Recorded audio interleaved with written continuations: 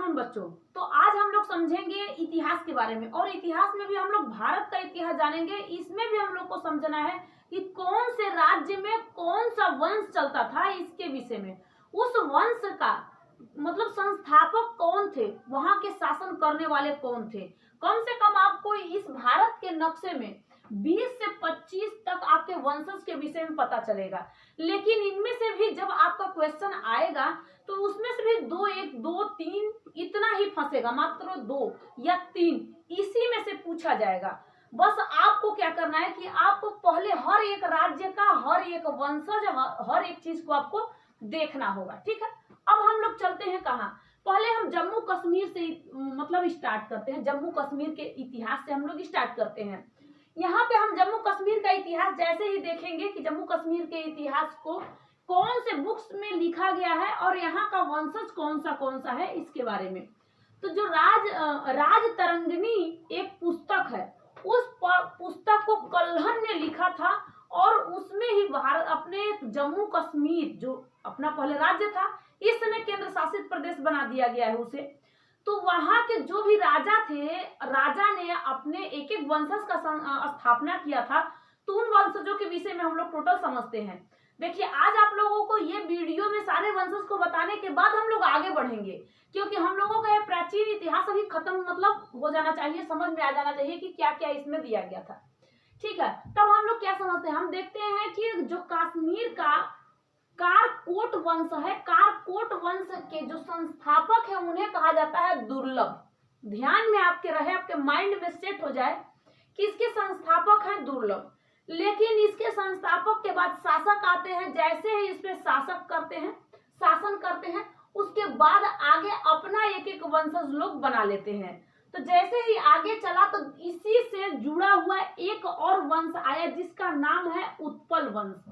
उत्पल वंश के जो संस्थापक थे अवंती वर्मन थे। उत्पल वंश के संस्थापक अवंती वर्मन के मृत्यु के बाद उनकी पत्नी धीरे धीरे वो मतलब कि काम को संभालना, राज्य को संभालना स्टार्ट कर देती है, शासन करना स्टार्ट कर देती है। लेकिन वो भी नहीं कर पाती है। वैसे ही धीरे धीरे दो लेडीज इसमें आती हैं जो कि अपना कुछ इस वंशज को चलाना स्टार्ट करती है, लेकिन यहाँ पे चल नहीं पाता है। लेकिन इसी का जो सेनापति है, या फिर इसे प्रधान कह सकते हो, उसका नाम था संग्राम राज। इसने उत्पल वंश के शासन को खत्म करके मतलब उस उत्पल वंश के शासकों को खत्म करके अपना एक वंशज स्टार्ट कर दिया था जिसका नाम है लोहार वंश। इस लोहार वंश के जो संस्थापक थे उन्हें ही कहा जाता संग्राम राज, क्योंकि पहले उत्पल वंश के ये मंत्री थे और अपना वंशज स्टार्ट इन्होंने कर लिया था। मतलब लोहार वंश से अपना स्टार्ट कर लिया, ये धीरे धीरे चलने लगा, ये अपनी इसकी कहानियां चलने लगी। लेकिन इसी में एक राजा आता है जिसका नाम रहता है हर्ष। उसका नाम क्या रहता है? हर्ष। लोहार वंश का जो राजा आता है उसका नाम रहता है हर्ष।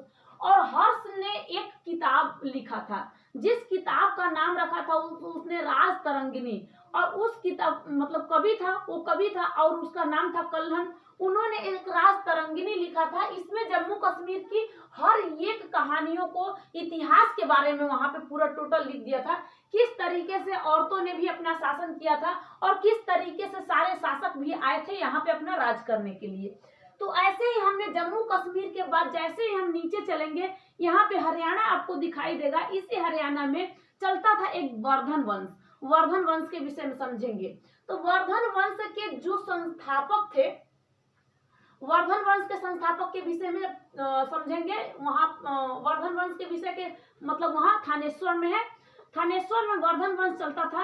इस वर्धन वंश के जो संस्थापक थे उन्हें कहा जाता था पुष्यभूति। उन्हें कहा जाता था क्या चीज? पुष्यभूति, वर्धन वंश के संस्थापक। लेकिन ये वर्धन वंश के संस्थापक ने धीरे धीरे चल दिया आगे और बढ़ के कन्नौज पे अपना राजधानी कन्नौज को बना दिया। पहले वर्धन वंश चलता था। वर्धन वंश इसकी राजधानी थी कौन से? वर्धन वंश का जो राजधानी थानेश्वर था और थानेश्वर से उसने कन्नौज कर दिया था। अब कन्नौज क्यों किया था? क्योंकि वर्धन वंश के जो पुष्यभूति थे ये संस्थापक थे। पुष्यभूति क्या थे? संस्थापक थे वर्धन वंश के। लेकिन यहाँ पे शासन करने के लिए प्रथम जो राजा आया था उसका नाम था प्रभाकर वर्धन। प्रभाकर वर्धन ने अपनी एक बेटी थी जिसके नाम था राजश्री। राजश्री का शादी कर दिया था कन्नौज में। और कन्नौज का जो एक राजा था, और वहां का राजा का वो कौन से वंशज का था, वो मौखरी वंश का था। मौखरी वंश का जो संस्थापक था हरिवर्मा था। मतलब हरिवर्मा यानी सामंत थे। और यहाँ का जो शासक था ग्रहवर्मन से अपने बेटी का शादी कर दिया था। लेकिन प्रभाकर वर्धन के पास दो बेटा भी थे, जिसका नाम था, दोनों बेटों का नाम था, एक का राज्यवर्धन नाम था और एक का नाम था हर्षवर्धन। तो हर्ष जैसे ही यहाँ पे इसको मतलब ग्रहवर्मन को मार देते हैं सब। ग्रहवर्मन किस वंशज का रहता है, तो ये मौखरी वंश का रहता है। इसके संस्थापक कौन थे, हरिवर्मा थे। ये सामंत थे। सामंत जीवन आपको पता ही होगा कि सामंत जीवन होता क्या है। गुप्त वंश में आपको सामंत जीवन के विषय में बता दूंगी। यहाँ के ग्रहवर्मन से अपनी बेटी का जैसे ही शादी कर दिया था, इस ग्रहवर्मन को यहाँ पे मालवा था। मालवा का शासक जो था देवगुप्त था। देवगुप्त ने इसको खत्म कर दिया था। किसको, ग्रहवर्मन को इसने खत्म कर दिया था। ये इसकी जैसे ही इसको खत्म कर दिया, वैसे ही इसकी बेटी को, यहाँ पे रहता था गौड़ वंश का शशांक बंगाल में, उसको मतलब कहा जाता है कि वो किडनैप कर लिया था या फिर चली गई थी कहीं भी, मतलब भाग गई थी कि भाई हमारे आदमी को चोट लग गया तो हम यहाँ पे रह जाएंगे, तो हमें ही कोई उठा ले जाएगा, इससे चाहे वो जंगलों में भाग गई थी, ये भी कहा जाता है। ठीक है। अब इस वर्धन वंश के जो संस्थापक थे, इनका तो नाम आप उससे भूति जानते ही हो। लेकिन यहाँ का जो प्रभाकर था, अपनी बेटी का शादी किया था, उसके बाद में अपने बेटे को भेजा।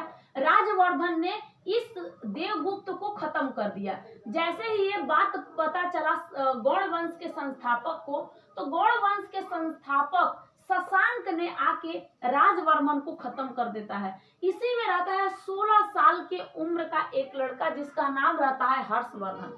और हर्षवर्धन ने शशांक को खत्म करके अपने बहन को ढूंढ के ला के कन्नौज पे बैठा देता है और अपनी राजधानी कन्नौज बना लेता है। अब क्या यहाँ पे आपको कहीं दिक्कत लगेगी? आपने इसमें तीन वंशज देख लिया। एक आपने वर्धन वंश देख लिया, एक मौखरी वंश देख लिया, एक गौड़ वंश देख लिया, और गौड़ वंश के संस्थापक शशांक के विषय में आपने देख लिया। यहाँ पे आप तीन वंशज के एक ही बार आपने यहाँ पे कहानी उसकी खत्म कर दी है। इसके बाद हम लोग आगे बढ़ते हैं और उसके बाद हम लोग देखते हैं मैत्रक वंश। मैत्रक वंश जो है ये आपका गुजरात में है। मैत्रक वंश आपके माइंड में होना चाहिए कहाँ पे है, गुजरात में मैत्रक वंश है। देखो मैत्रक वंश हमने पढ़ लिया, हमने वर्धन वंश पढ़ लिया, हमने कारकोट वंश, उत्पल वंश, लोहार वंश, और हमने ये मौखरी वंश पढ़ लिया, और हमने गौड़ वंश के बारे में भी समझ लिया है, गौड़ वंश के विषय में। ठीक है, ये रहा गौड़ वंश। गौड़ वंश का शासक शशांक के विषय में हमने देख लिया। अब हमें देखना है मैत्रक वंश। मैत्रक वंश जो है गुजरात में है। आपके माइंड में होना चाहिए कि ये गुजरात रहा और गुजरात में चलता था मैत्रक वंश। मैत्रक वंश के जो शासक था, संस्थापक था, उससे भट्टाकर कहा जाता था। वो शासन किया, उसके बाद कुछ राजाओं ने शासन किया। ये धीरे धीरे कुछ, देखिए आपको इसलिए थोड़ा थोड़ा बताया जा रहा है क्योंकि जहां तक आप लोगों को उम्मीद होना चाहिए कि इससे जो क्वेश्चन उतने नहीं पूछेंगे, इसलिए मैं आपको नहीं बता रही हूँ।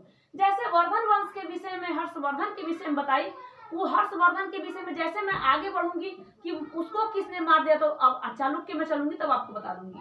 लेकिन यहाँ पे ऐसा विशेष कोई काम नहीं किया था, इसलिए मैं आपको नहीं बताना चाहती हूँ। ठीक है। अब इसके बाद इसी गुजरात में था एक प्रतिहार वंश, और गुजरात नहीं, ये राजस्थान तक पूरा फैला हुआ इसका राज्य था, राजस्थान तक, जिसे कहा जाता था प्रतिहार वंश।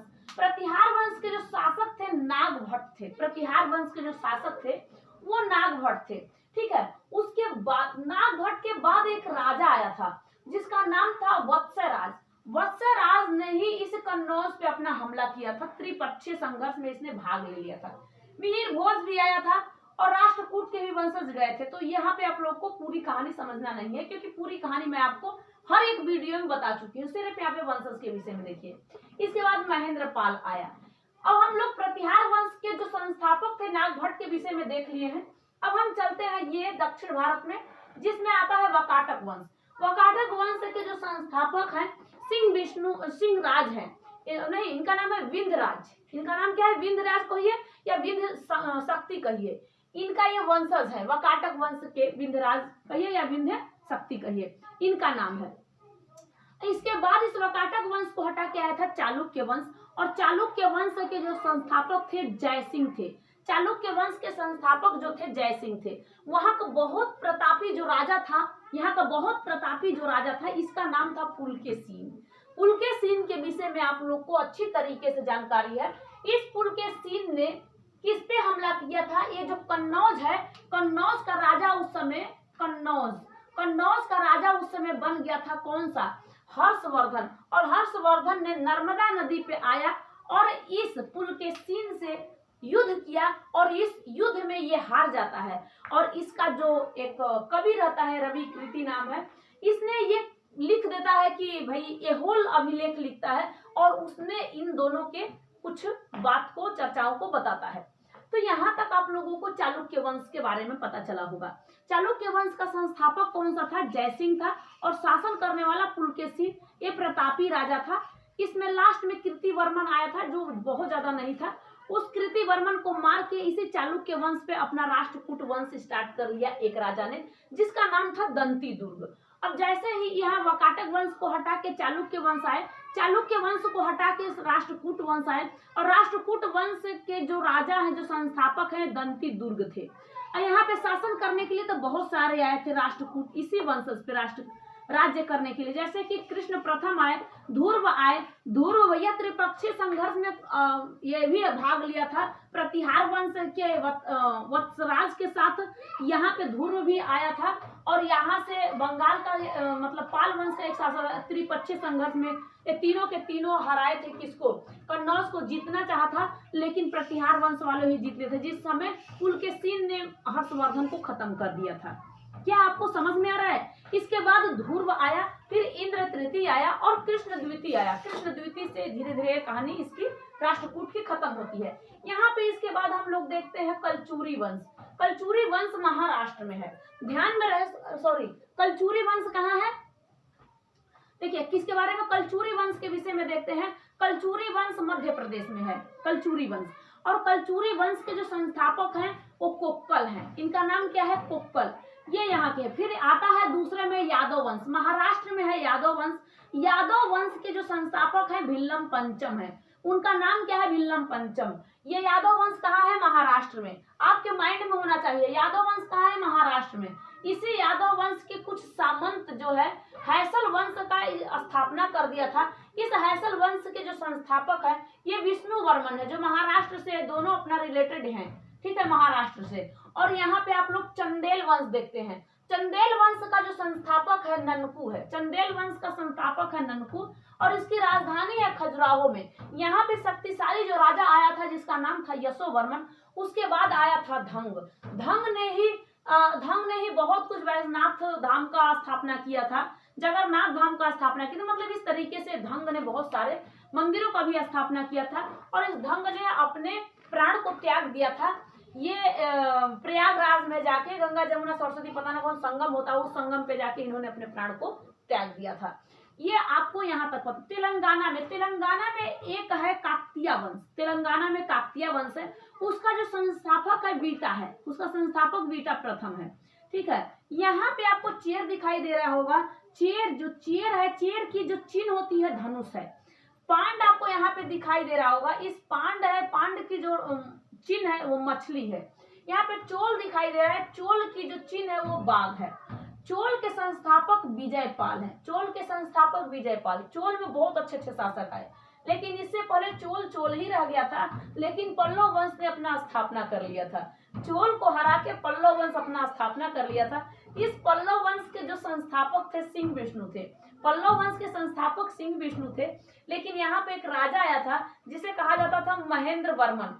महेंद्र वर्मन ने क्या किया था कि महेंद्र वर्मन को पुलकेशीन ने हरा दिया था। फिर आया था नरसिंह वर्मन ने पुलकेशीन को मार दिया था। भाई चालुक्य वंश का राजा था, उसको खत्म कर दिया था। तो यह पल्लव वंश के संस्थापक सिंह विष्णु है। इसके बाद ओडिशा में आइए। ओडिशा में देखिए पूर्वी गंग वंश का स्थापना हुआ था। इसके संस्थापक जो थे अनंत वर्मन ने किया था। अनंत वर्मन ने इसका संस्थापक किया था। गौड़ वंश के संस्थापक के विषय में, शशांक के विषय में आपने देख ही लिया है। इसके बाद आ जाओ पाल वंश।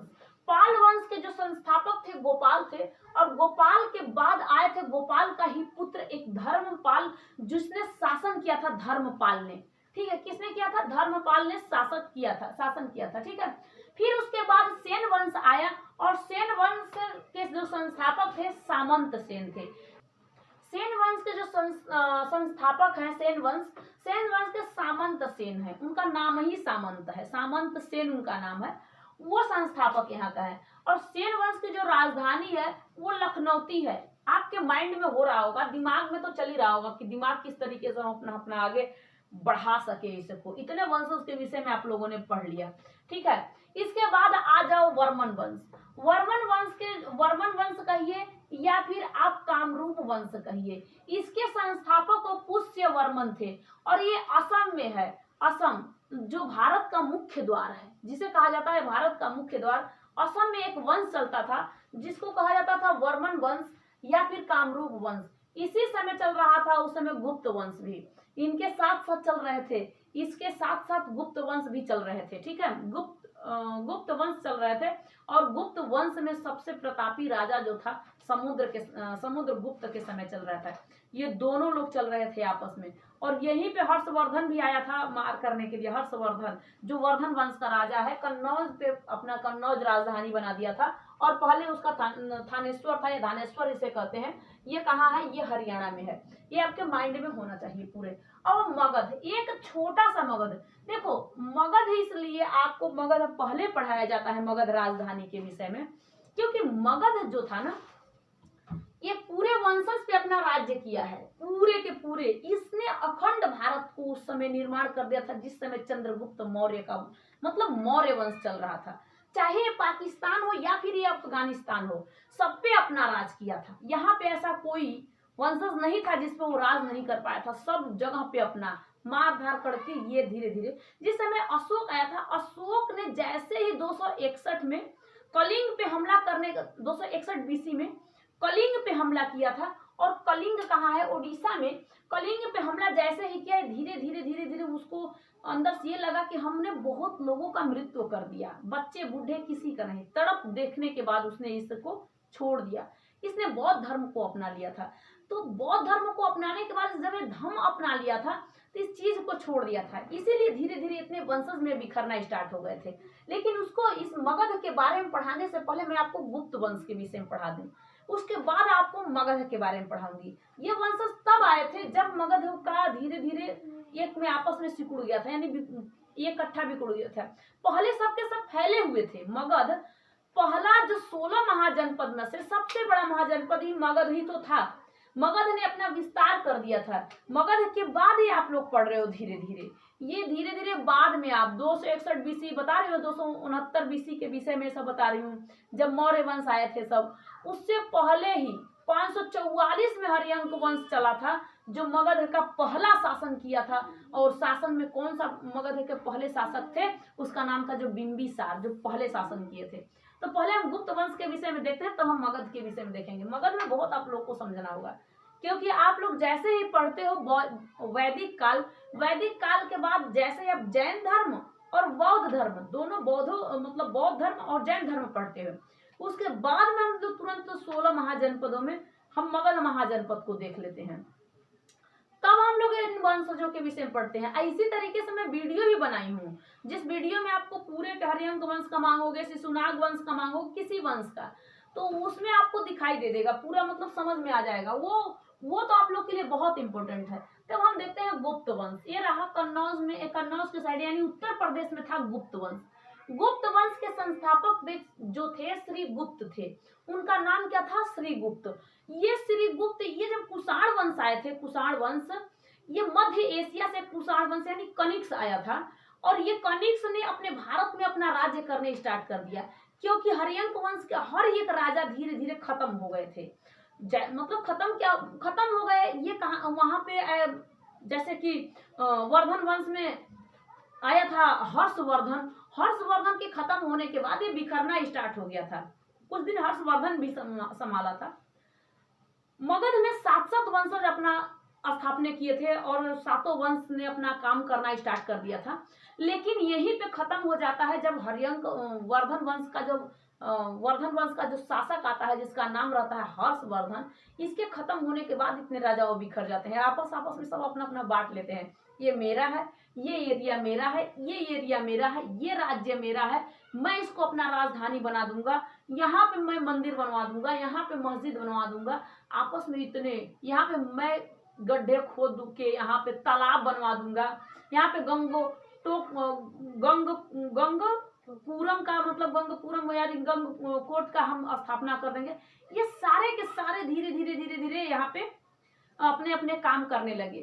ठीक है, तो यहाँ पे गुप्त वंश जब आया था तो गुप्त वंश में ऐसा कौन सा शासक था जिसका घोड़ा 3 समुद्र का पानी पी सकता था?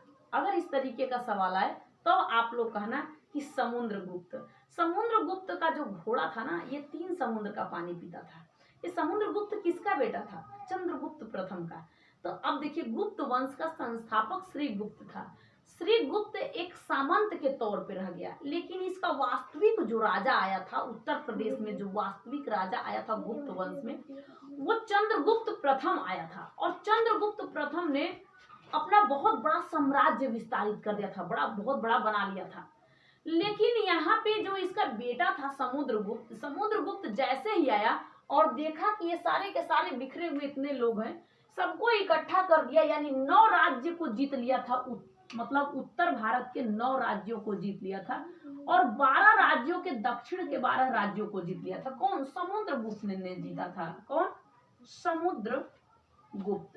ये समुद्रगुप्त बहुत बलवानी था, तो इसने इतने जीत लिया। इसी का एक घोड़ा था, जो घोड़ा इसके 3 समुद्र के पानी को पी सकता है। यहाँ पे आपको हिंद महासागर आपको समझ में आता होगा कि हिंद महासागर का, यहाँ पे आपका बंगाल की खाड़ी आपको पता होगा, बंगाल, यहाँ पे आपको पता होगा अरब सागर, अरब सागर।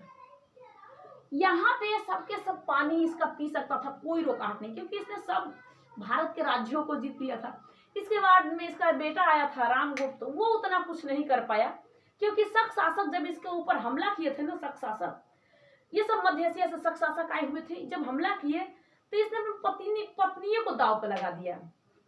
कैसा एक बेवकूफ आदमी था, ऐसे आदमी को कौन पत्नी भाव देगी? वह तेरे साथ कौन रहेगा, चल तेरे साथ नहीं रहना। इस तरीके से क्या भाव देगी जब अपने आप ये तो खुद ही अपने मरो फिर भी पत्नी का रक्षा कर लो, एक बात होती है। ये क्या किया था कि अपनी पत्नियों को दांव पर लगा दिया। ये युद्ध नहीं कर पाया था। जब युद्ध नहीं कर पाया तो उसका भाई एक था चंद्रगुप्त द्वितीय। चंद्रगुप्त द्वितीय ने देखा कि मेरा भाई एकदम निकम्मा है, कोई काम का नहीं है, चलो हम चलते हैं। अब गया, पहले तो मारा भाई को, गया तू कोने लायक का है, तू कुछ ना है, चल इसको पहले मार। भाई को मारा, उसके बाद शक शासक को मारा, और शक शासक को मारा, सबको एकदम समाप्त कर दिया। तब उसने विक्रमादित्य का उपाधि धारण कर लिया। ठीक है, उसके बाद जब उसने कर लिया तो उसकी जो भाभी जी थी ध्रुव देवी, रामगुप्त की बेटी नहीं पत्नी थी, उसका नाम था देवी, मतलब ध्रुव देवी कहा जाता था। उससे शादी कर लिया, उसी से बच्चे हो गए, चाहे कुमार गुप्त है, उसी से प्रभावती है, ये वाकाटक वंश के एक राजा था रुद्रसेन, उसी से शादी कर दिया था। ये सारी की सारी यहाँ पे इसकी घटनाएं हुई। लेकिन वहां तक आप लोग को समझ में गुप्त वंश के विषय में तो आ गया होगा। मगध के विषय में एक बार समझिए। मगध में एक नहीं 7 वंशज स्टार्ट किए थे, जिसके 7 वंशज में एक था हर्यंक वंश, और हर्यंक वंश के संस्थापक थे बिंबिसार। अगर आपसे पूछे कि मगध में उस समय राजधानी थी राजगृह, और यहाँ पे राजगीर कहिए या राजगृह कहिए, हर्यंक वंश का संस्थापक बिंबिसार था। हर्यंक वंश के बाद दूसरा आया था शिशुनाग वंश। ये शिशुनाग वंश के संस्थापक शिशुनाग था, शिशुनाग वंश। ठीक है, शिशुनाग वंश था। इसके बाद इसका एक दूसरा आता है जिसने अपना वंशज स्टार्ट कर लेता है, रहता है नंद वंश। नंद वंश का संस्थापक होता है महापद्म नंद रहता है। ठीक है, इसके बाद आता है मौर्य वंश। अब मौर्य वंश का संस्थापक अगर आपसे पूछता है तब मौर्य वंश के संस्थापक चंद्रगुप्त मौर्य है। चंद्रगुप्त मौर्य है, ध्यान में रहे, चंद्रगुप्त मौर्य है। मौर्य वंश के बाद आता है आपका, देखो यहाँ पे लिख देती हूँ, ध्यान में रहे आपके। मौर्य वंश के बाद जो संस्थापक आता है उसका नाम रहता है शुंग वंश। शुंग वंश, शुंग वंश के जो संस्थापक होते हैं पुष्यमित्र शुंग, पुष्यमित्र शुंग रहते हैं। ठीक है, ये संस्थापक है। पुष्यभूति पूछे तो वर्धन वंश का बताना। इसके बाद में आता है आपका कण्व वंश। कण्व वंश के संस्थापक वासुदेव रहते हैं। उसके बाद में आता है आपका सातवाहन वंश, इसी मगध में सातवाहन वंश। इस सातवाहन वंश के संस्थापक जो होते हैं उनका नाम रहता है सीमुख। क्या आपको पता चला कि नहीं? आपको इतने वंशज के विषय में अगर जुड़ा दूं आपको वंशज, तो आप अगर लिखे हैं तो आपको पता होगा कि कितने वंशज के विषय मैंने आपको बता दिया। कारकोट वंश, उत्पल वंश, लोहार वंश, उसके बाद वर्धन वंश, मैत्रक वंश, प्रतिहार वंश, चालुक्य वंश, राष्ट्रकूट वंश, कलचुरी वंश, यादव वंश, हैसल वंश, चंदेल वंश। ठीक है, अब ओडिशा में ये पूर्वी गंग वंश, गौड़ वंश, पाल वंश, सेन वंश, वर्मन वंश। इसके बाद भी ये वाला हरियंक वंश, शिशुनाग वंश, नंद वंश, कर्ण वंश, मौर्य वंश, सातवाहन वंश, गुप्त वंश, मौखिकी वंश। इनके बारे में आपको पूरा ये पांड के विषय में जो आपको बताई हूँ, पांड, चेर, चोल के विषय में इसके बारे में आपको बता दी हूँ। और जो पांड है, पांड के विषय में और इस चेर के विषय में जो अशोक का शिलालेख, दूसरा शिलालेख है ना, उसमें अशोक ने उस शिलालेख में इन दोनों के बारे में बताया है, दूसरे शिलालेख में। लेकिन इसकी जानकारी नहीं दिया है चोल का, क्योंकि चोल के जो राजा लोग थे ना बहुत मार काट करते थे। उसने क्या, बौद्ध धर्म को अशोक ने अपना लिया था। ये सम्राट अशोक ने क्या अपना लिया था, बौद्ध धर्म को। तो मार काट छोड़ दिया था, बोला मार काट में कोई फायदा नहीं है, इसलिए इसने चोल को अपने शिलालेख में नहीं लिखा था। और जितनी भी पुस्तक है, इन पुस्तक की जानकारी आपको हर एक मतलब कि एक बताऊंगी कि हर एक पुस्तक को किसने लिखा था। तो ये आपका था पूरे भारत का वंशज। यहाँ तक आप समाप्त कर लिए हो, तो नेक्स्ट वीडियो में इसके बाद मिलेंगे। तब तक के लिए जय हिंद, थैंक यू।